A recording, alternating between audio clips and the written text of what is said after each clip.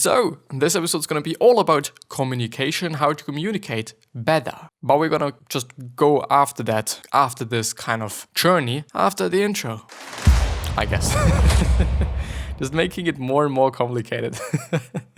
But yeah, with that being said, hello, welcome back to the next episode of the Self-Development with Tactics podcast. And I'm really looking forward to going through this episode just because I believe that it is something that's amazingly important. And I've also found just some amazing resources. And then I just really always like to just talk about things when I know that I'm hopefully gonna be able to help somebody with whatever this episode is about. You know, in this case, it's gonna be about communication. So I do hope that I'm gonna be able to just show you some new ways to communicate or better ways to communicate and just to show you some things, you know, which is kind of the quote unquote mission of the whole podcast, to just show things, to just, get the word out, I guess. Not quite sure. But yeah. But before we even go through the episode, there's 3 things that I'm willing to talk about. The first thing is, if you're willing to listen to this as it would be a podcast, because the case is that it actually is a podcast, then please go down into the description, and the first link is going to be to the podcast site, where you can also choose where to listen to the podcast on, because you might be listening to it on Spotify or to your normal podcast or the regular podcast you are just normally listening to. You might be listening to them on Spotify, on Apple Podcast, on Stitcher, on TuneIn, but you're also probably going to find my podcast on these sites as well, hopefully. I hope. I really hope. The second thing is notes. You're going to see throughout the whole episode that I have highlighted some things. So if you're willing to just read basically the whole episode, then please hop down into the description. And then you're having all these highlights that I'm having from these articles just compressed down into PDF, and you can download it. And it is free and it is whatever, so just check it out if you want to. And the third one, which is probably one of the most important ones, which is if you're willing to have some background music, please go to the third link in the description. And then you can just add your personal taste of music. There's 5 different songs that I've uploaded, or actually it's more or less like a playlist, like it's the same exact song, just often, so that it is just long enough so that I'm able to fit this to just longer episodes as well, So please check this out if you're willing to have some background music, and it is definitely something that I can say is a good idea, because it just makes the whole experience way better, But yeah, so let's go through the articles. Do you know what it is like when you're just chewing a chewing gum, and it is like you're just having it so long in your mouth that it is already kind of dissolving and it's not there any longer, and it just really feels strange. And I've just had that, it's not such an amazing thing. But yeah, as you can see on the left side of the screen, there's a few books that I've actually had a look at just because I wanted to know which resources are probably a good source for just talking about communication and learning more about communication. And one of the books that I've actually came across was, How to Win Friends and Influence People. And if you have just been on this podcast quite some time ago, maybe a month ago, but I've been talking about how to win friends and influence people for such a fucking long time. It is insane. But I still feel and think that it is an amazing book. And I think it is also a book that a lot of people should be reading, especially if you can just see that here, 80 years in print. This has to say something. It is a pretty popular book, first of all, but it is also a really, really good book, at least in my point of view, or at my point of view. I'm never ever quite sure, and I think I'm never actually going to be able to get that right. But the thing is, it is an amazing book, but it is not the only amazing book, because, for example, Never Eat Last, which is a book that I'll probably also going to go through just because I've seen it just a few times, and I think it is a pretty good one. So Never Eat Alone, then On Becoming Fearless from Arianna Huffington, actually. Then The Extraordinary PR with Ordinary Budget, which is the book actually from the author, as far as I remember. Then Words That Work, which is going to be the book that we are going to go through today, from Dr. Frank Luntz, or Luntz, however you're pronouncing it. I'm very sorry about that. But it is an amazing book. It is a pretty interesting one. I do not want to say that it is going to show some things that you don't know, but it is going to show you some things that you don't think about, which is really, really often the case, that we're just not thinking about some things, but they are there. But pointing them out and just having them in front of you, just black on white, is actually a pretty good thing.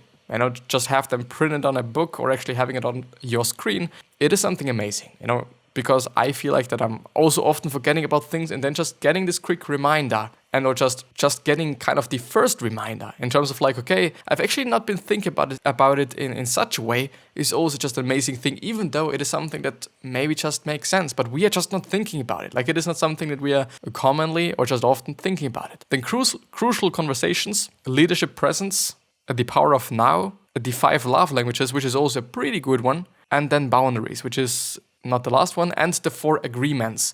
I think it's, as far as I remember, it is also a pretty good one. It is also a pretty good one. And Stephen King on writing, Wounds of Passion, and it is the last one, but I've not shown you the other ones. I'm very sorry. So I'm going to show you the 5 love languages, the power of now, leadership presence, crucial conversation, and there you have it, words that work. And first of all, we're going to go through a little bit of a shorter summary of words at work or on words that work, whatever. But in the end, there's going to be also a longer one, but they're both really good, and I've enjoyed both of them really a lot. But yeah, we actually also on the Nate, I never actually know how his name is pronounced, but it is a site that I've been on just before as well, just because it is a pretty good site and it is a pretty amazing one. The only problem that I'm having there is like with the bar that you're having on the kind of left side of the screen, like there it is, which is like a little bit bothering me, but I'm gonna make it small. I'm very sorry about that, but I might be just having it in the middle, which is not doing anything. But yeah, so Words That Work by Frank Luntz. One of the best books on speech and copywriting. It will take your awareness of political messages to new heights and give you a great ability to influence others' thought, others through your words and choice alone, or through your words and the choices of the words that you're actually choosing to use, which is definitely a really great part. And one of the reasons why I'm actually going through some books on how to communicate better and what you can be doing to communicate better is just because of Warren Buffett. Because Warren Buffett often been talking about, he's often talking about that. Like one of the things that he thinks is a pretty good investment is just investing into yourself and especially into your communication skills. And then I thought like, well, how do you communicate better? Like, what is a way to learn that? And of course, I thought like there are going to be some books, but I've thought like, well, how can you communicate better? Like, is it really a skill that you can develop? Is it just only about the words that you're using, which is apparently a pretty big part of it? And it is like, I think it is like a misleading word, at least in my point of view. Like communication and just communication skills, it is just going to be about especially being able to work with people and being able to deal with people and being just empathetic and all these things that I'm often talking about. But it is not really about the communication or the communicating part itself. It surely is as well, but I kind of feel like that it is more or less just a big part of it, let's put it this way. A big part of it is definitely about just being able to work with people because it indeed just really makes sense, because the majority of our life we're gonna just have to deal with people. It is what it is. The summary notes. It is not what you say, it is what people hear. You can have the best message in the world, but the person on the receiving end will always understand it through the prism of his or her own emotions, preconceptions, prejudices, and pre-existing beliefs. And it is like, I've been thinking about it like,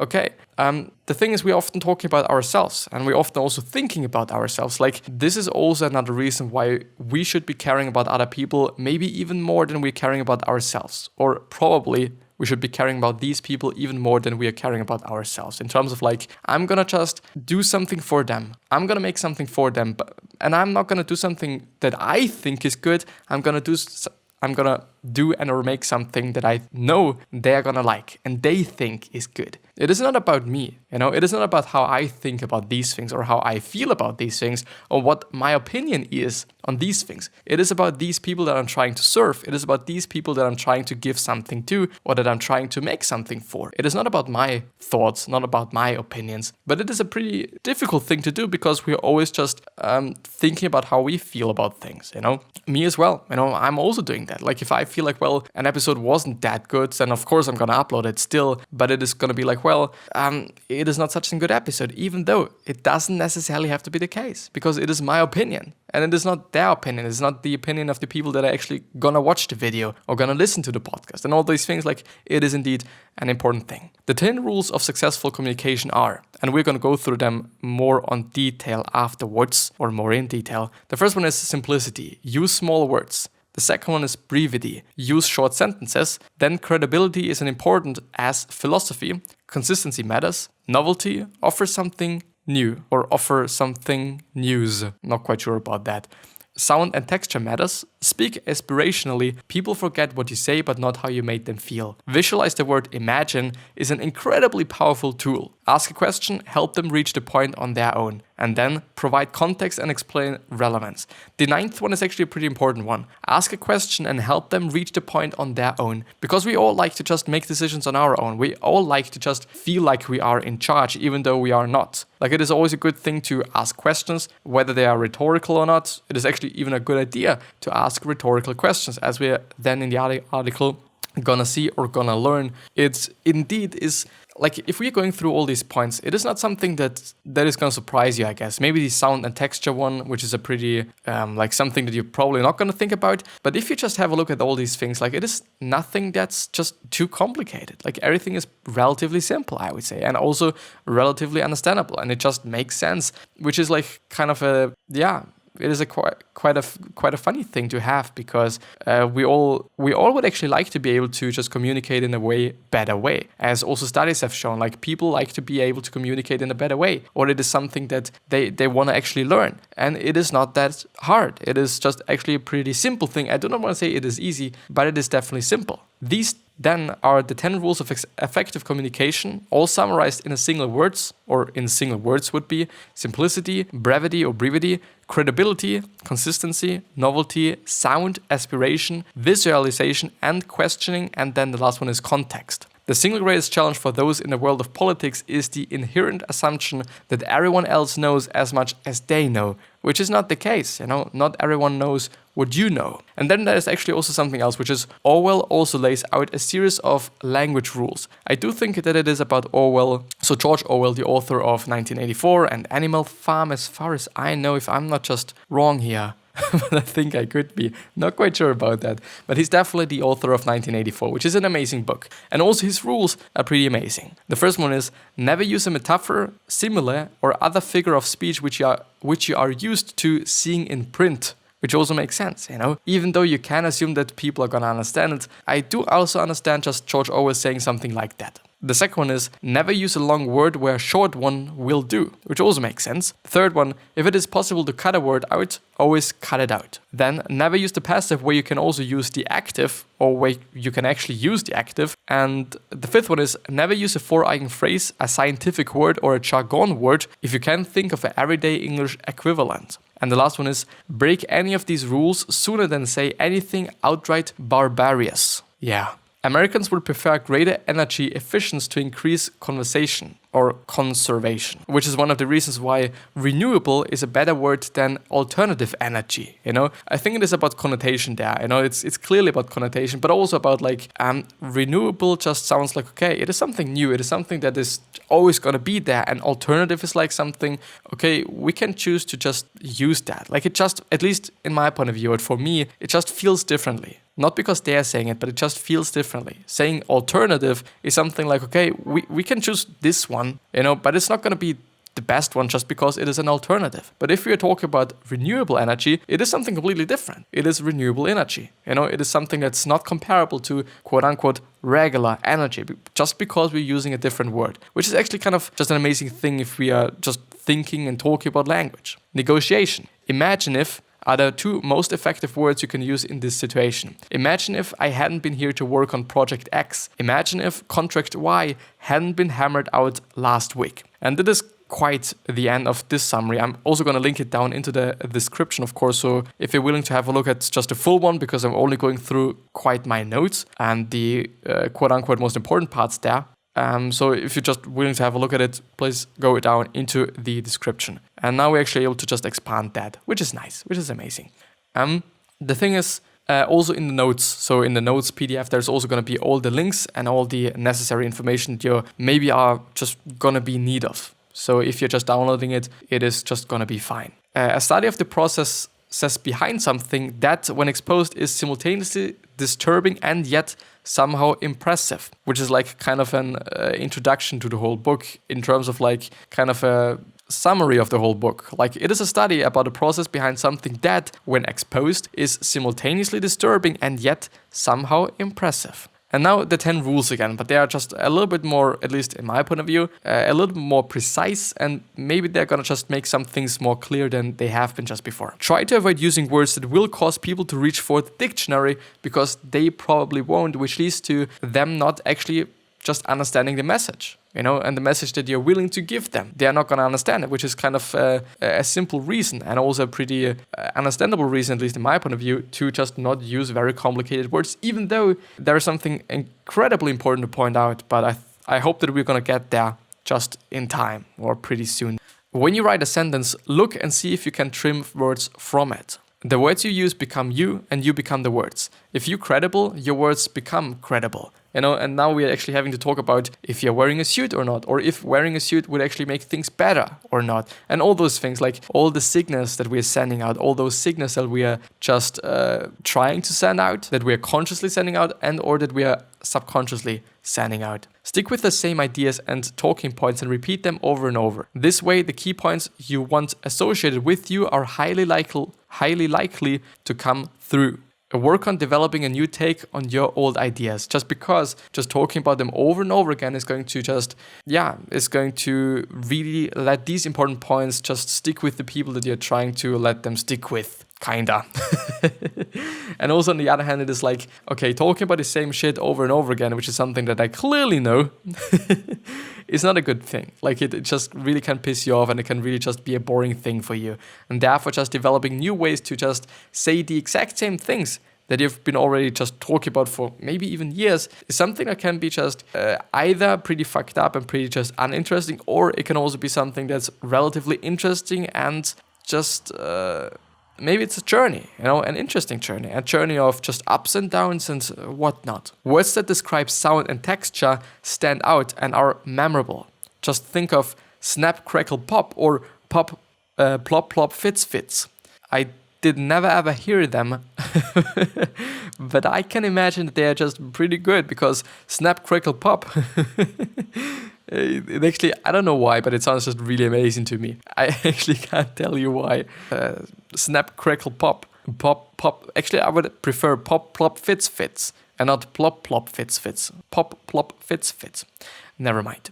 Frame your message as though it is a higher or nobler goal to achieve. Describe in detail the outcome of the idea and make it seem as real as possible. More specifically, a rhetorical question, for example, asking an investor if they are better off now than when they started investing, is a pretty compelling case to convince someone to invest. Yes, probably. Provide context and explain relevance. Look at the message competing with your own and figure out how you can set yourself apart.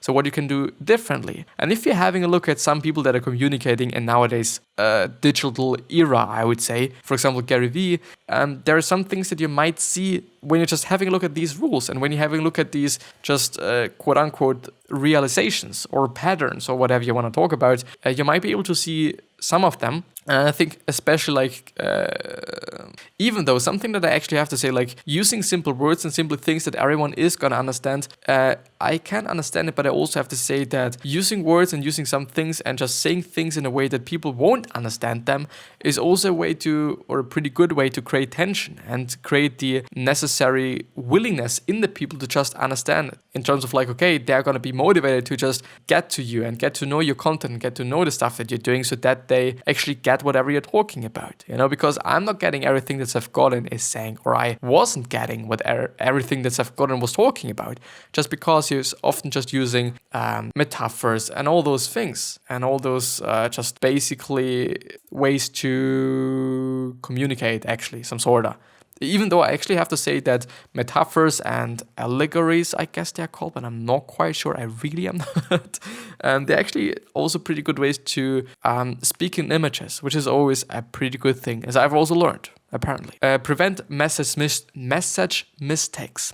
One big problem that people have when communicating is that they lose the person they are talking to along the way. The two that really stood out to me were: don't assume knowledge or awareness, something I keep very close to my heart, and I would rather be accused of writing too simply than writing over someone's head, and getting the order right. Well, no matter how good an idea is, if you present the final step before the first one, you will lose people, which is also a way to just not get the right amount of tension. If you're just giving them or presenting the final step before you're just presenting the first step, it's going to be like, okay, the whole attention, the whole pressure is off of you. Like you already know what it is going to be all about or what it is all about. It is like just, I don't know, like I think also just thinking about movies and talking in terms of movies and stories and just keeping things on a just arc of whatever I think it is called. I don't know, but it is an arc of something, so that there is some kind of a just pressure there, that it is not uninteresting, that it is actually an interesting movie that just has to be like some ups and downs. And like, therefore stories are an amazing tool, I would say. Old words, new meaning. The whole point there is that words change. And how we are seeing words are also changing in terms of like, okay, some words are connotated differently now than they were connotated just 100 years ago. Just we are seeing words in a different light than we are seeing, or than we have been seeing them before. How words that work are created. This was perhaps the least interesting chapter to me, as it focused on the internal workings of polling groups. I think we're just gonna, we're not gonna talk about that, but you can have it in the PDF. Your audience listens to the message, but they also listen to you embody the message. In terms of like, okay, if you live the message, it is a pretty good way to kind of show that you're also embodying the message, but also like, just doing whatever you're just showing them. It is a good thing. It is also a pretty important thing to just be credible and know what the fuck you're talking about. And just, if it is about like some training, or if it is about some other thing that should improve the lives of the people around there, it is just also then kinda just good that you're also doing that. If you're just showing, okay, my life got really good because of this, and then just being crippled and whatnot on stage is probably not gonna do the trick, I guess. I don't know. Like, it wouldn't make the thing that credible. Ideas we present boil down to a short phrase or moment that we remember, and quite often the entire argument is remembered by that one little piece. It should be something memorable, maybe a little phrase, maybe a slogan-like thing. And there's actually a pretty good example, or a pretty interesting example, liquor versus spirits. Liquor is a word that contains a number of negative connotations. So why then use spirits? Because spirits has a lot of positive connotations to it. Clinking glasses, being in high spirits with company, and so on. Liquor also is often associated with a much more limited selection of beverages than spirits, which is pretty interesting, and which is also one of the reasons to just use spirits over liquors. Just because it is connotated in a different way, just because it is like different. The word is different, and it is only about one singular word, which is insane. And the next thing, just because I'm reading it, it is average. They are trying to just make average information for average people, or average messages for average people. So that you are able to just talk to the average American, to the average European, to the average African, to the average Asian, to the average whatever. The thing is, are you really willing to just talk to the average somehow or somewhat? I'm not quite sure about that. I'm not quite sure if you should actually be talking to the average Joe or Tom or whatever, because your message might be just more suited to somebody that is somehow special, somebody that is interested in design, interested in marketing, interested in the economy and all those things. It's not going to be for the average one. Not always. Of course, if you're a politician and whatnot, then you're probably just having to talk to like the average, But the thing is, to being able to emerge, you're gonna have like, let's talk about the Overcoming the Chasm, which is a book by Malcolm Gladwell, as far as I know. And it is all about like, in the beginning, you're gonna have just some people that are following your tribe, that are following whatever you're saying, whatever you're talking about. But after you've just built some people, built a following, you're just probably or maybe gonna just cross the chasm. And then the whole thing is gonna just go from, okay, it is a niche product or a niche thing to do. It is just a niche thing to talk about for people, to something that the majority is talking about. So I don't know if you should be talking to the average. This is my point. I don't know. I'm not quite sure about that. The people want to be told optimistic things: respect, fair play, honesty, and accountability. If you can identify an ideal that a large group of people agree on, and you can tie your idea to this ideal, then people will be much more open to buying into your ideas, which makes sense, which really does. Find a goal or a value you share with the people you're talking to, and tie the ideas you want to share to that goal or value. If someone inspires you to take action, they are likely doing this. They are appealing to your sense of greater good and trying their plan to this appeal, which is, by the way, also something that is in How to Win Friends and Influence People. Let's say you want a raise. When you go to pitch for it, tell your boss, imagine if I had not been here to work on that project, or imagine if the product hadn't been shipped last week. What you're effectively doing with the imagine if line is intrinsically tying yourself to success in your workplace. Let your boss imagine the workplace without the success of your work output. I'm not quite sure about that. I think it is always a great way to just show them how you've been able to contribute to the system and contribute to the whole company. But in this way, it could work. I'm not quite sure, but it just does not sound for me that right. I feel like it. I kind of feel like it. The thing is, if you're like, well, just look, I've been doing this and that, and I've been able to just give the company just a lot more. And it would just be nice if I just also get more just because of the great work that I've done in the last few weeks, days, years maybe. Then I am also, maybe it's even the exact same thing. It is indeed the exact same thing, but I think it just really comes up to the tonality that you're using. The words that you're using, just all these things. Like, it really comes up to all these things, like really minor things. The real application of this book is in the 1st and 11th chapter. If you're willing to just assume that these principles are true and aren't interested in background and application, you can probably skip the rest. And with that being said, this is going to be the end of the episode. I hope it is working there, just because it is not working there. But I hope that you've learned something, and I hope that I've been able to just kind of compress all this information into a relatively short video or short amount of time, actually. Well, 30 minutes is, maybe not that short, but yeah. I wish you the best health of happiness and also success, and also hope that you're going to remind yourself and you're going to be remembered, which basically means your legacy, which basically means just being remembered as a good person. 3 other questions that I'm having for you are: why are you here? What are you trying to change? And what is bothering you the most? These are going to show you something. So maybe try and figure out what they're going to show you. But yeah, I'm going to see you the next time. I hope. So please consider subscribing to the podcast and also to the YouTube channel. I would appreciate that. I highly would. I'll see you the next time. Thanks a lot.